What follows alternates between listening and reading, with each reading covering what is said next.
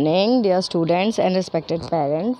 तो आज हम हिंदी का पार्ट 6 दिल्ली की सैर पढ़ेंगे। नई दिल्ली 10/10/2015। प्रिय मित्र कार्तिक। दरअसल ये जो पाठ है ये एक लेटर की तरह, पत्र की तरह है, जिसको लेखक ने लिखा है अपने दोस्त को, कार्तिक को। नमस्कार, मैं यहाँ कुशलता से हूँ, आशा है कि तुम भी सकुशल होंगे। ठीक है, वो बोलता है अपने दोस्त को कि नमस्कार कार्तिक, मैं यहाँ कुशलता यानी बहुत अच्छे से हूँ। मैं ये आशा करता हूँ कि तुम भी बहुत अच्छे से होगे। यह जानकर बहुत खुशी हुई कि तुम अपने माता पिता के साथ दिल्ली आने का कार्यक्रम बना रहे हो। उन दिनों मेरी भी सर्दियों की छुट्टियाँ होंगी, हम लोग मिलकर खूब मज़े करेंगे। मैं तुम्हें दिल्ली की सैर भी कराऊँगा। तो लेखक अपने दोस्त को बोलता है कि अच्छी बात है, तुम सर्दियों की छुट्टी में दिल्ली आ रहे हो। मैं भी, वो दिल्ली में ही रहता है लेखक, तो मैं दिल्ली की तुम्हें सैर कराऊँगा। जब तुम यहाँ आओगे तो केरल की तुलना में यहाँ बहुत सर्दी होगी। कुछ गर्म कपड़े ज़रूर ले आना, बाकी मैं दे दूँगा। अब जो उसका दोस्त है कार्तिक, वो केरल में रहता है, तो केरल में तो गर्मी रहती है, तो वो बोलता है केरल के अपेक्षा में यहाँ सर्दी होगी, तो कुछ गर्म कपड़े ले आना। यहाँ मैं तुम्हें मेट्रो रेल में भी घुमाऊँगा, जो शहर में आने जाने का बहुत ही सुविधाजनक तरीका है और तकनीकी में दूसरे देशों की बराबरी कर सकता है। ठीक है, मेट्रो रेल जानते हैं आप, ज़मीन के अंदर जो सुरंग में जो ट्रेन चलती है उसे कहते हैं मेट्रो ट्रेन। ठीक है, यह तो तुम्हें पता ही है कि नई दिल्ली हमारे देश भारत की राजधानी है। यहाँ का राष्ट्रपति भवन और पार्लियामेंट हाउस देखते ही बनता है।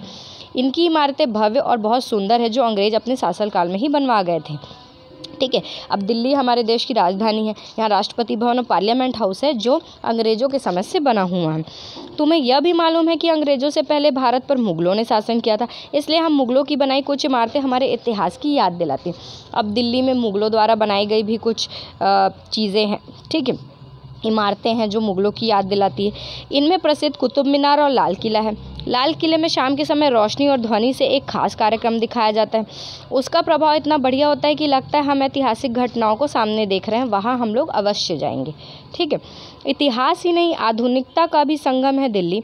मनोरंजन के लिए यहाँ नित्य नए कार्यक्रमों का आयोजन होता है, जो सीख देने वाले हैं। यहाँ विशेष रूप से नेशनल साइंस म्यूजियम तथा नेहरू तारामंडल भी है, देखने योग्य।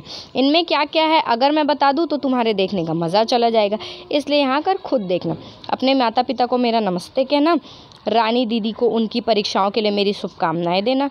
दिल्ली में मैं और भी कहीं घुमाना है तो सूची बना लेना, हम लोग जाने की अवश्य कोशिश करेंगे। पत्र का उत्तर अवश्य देना। तुम्हारा मित्र विलियम। ठीक है, तो ये जो पार्ट था ये विलियम और कार्तिक के बीच एक पत्र लेखन है, जो विलियम ने अपने दोस्त कार्तिक को लिखा, जो केरल में रहता है और उसके पास दिल्ली आने वाला है। तो वो बताता है कि वो उसे बहुत सारी जगहें घुमाएगा। ठीक है, आई होप आप लोगों को चैप्टर समझ में आया होगा। ये एक फॉर्मेट है अनौपचारिक पत्र का, जिसे हम बाद में अच्छे से समझेंगे। ठीक है, ये देखिए शब्दार्थ। कुशल यानी ठीक होना, कार्यक्रम यानी प्रोग्राम, तुलना यानी बराबरी, सुविधाजनक यानी आरामदायक, भव्य यानी विशाल यानी बहुत बड़ा, शासनकाल यानी शासन के समय जब उनका शासन चलता था, जब वो राजा महाराजा थे, शासन यानी राज करना, विशेष यानी खास, ध्वनि यानी आवाज़, प्रभाव यानी असर, आधुनिकता यानी आजकल का, संगम यानी मिल, नित्य यानी रोज। ठीक है, पाठ के आधार पर देखिए उचित विकल्प पर टिक लगाएं। यह पत्र किसने किसको लिखा है? ठीक है, तो ये पत्र विलियम ने कार्तिक को लिखा है। केरल भारत के किस ओर स्थित है? तो केरल जो है वो दक्षिण पश्चिम में है। ठीक है, उसके बाद देखिए दिल्ली में दूर तक जाने के लिए यातायात का सुविधाजनक साधन क्या है? तो मेट्रो। भारत की राजधानी क्या है? तो नई दिल्ली। ठीक है, अब देखिए क्वेश्चन आंसर मैं आपको समझाती हूँ, बाकी तो मैं आपको लिख के ग्रुप में भेजूंगी। यह पत्र किसने कहाँ से और किसको कहाँ लिखा है? यह पत्र विलियम ने नई दिल्ली से कार्तिक को केरल में लिखा है।